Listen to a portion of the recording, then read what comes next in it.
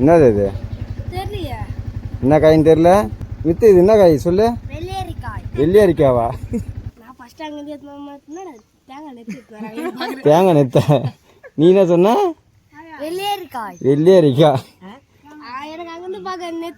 என்னது இது சொல்லு பாப்பா. பப்பாளி பழமா இது? அது பார்த்தா எப்படி இருக்குது? ம், சீத்தாப்பழம் அப்படியா இருக்கும்?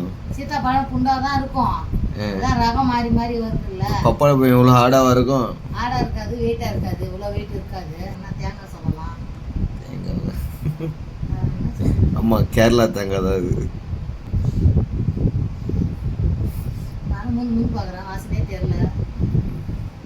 இது பாதாமா? பாதாமா இவ்வளோ பெருசு இது உனக்கு? என்ன பழம் இது?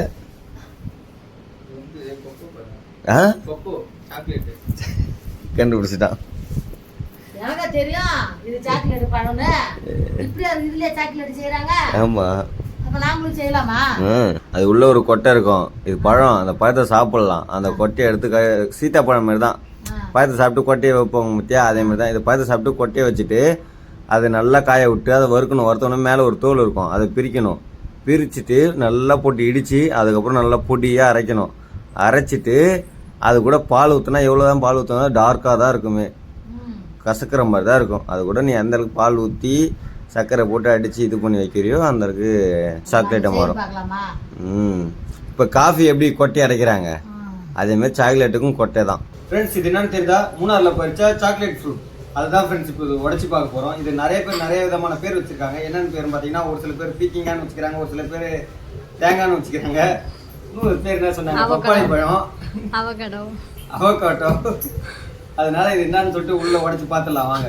ஆனால் எனக்கு தெரியும் என்னன்னு. கொஞ்சம் கிட்ட வச்சு உடனே கிட்ட கீழே ஜூம் பண்ணிடு.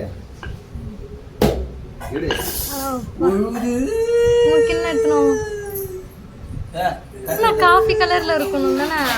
காஃபி கலர்ல எப்படி இருக்கும்? அந்த சாக்லேட் கலர்ல தானே இருக்கும்.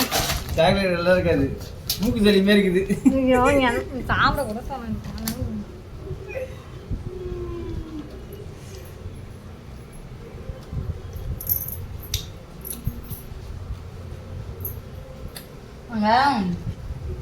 சின்ன வயசுல பறிச்சு சாப்பிடுவோம் மூக்கு சளி பழம். நல்லா உண்மையாவே நல்லா இருக்குதுங்க. நல்லா இருக்குது. புளிப்பு இனிப்பும் சேர்ந்து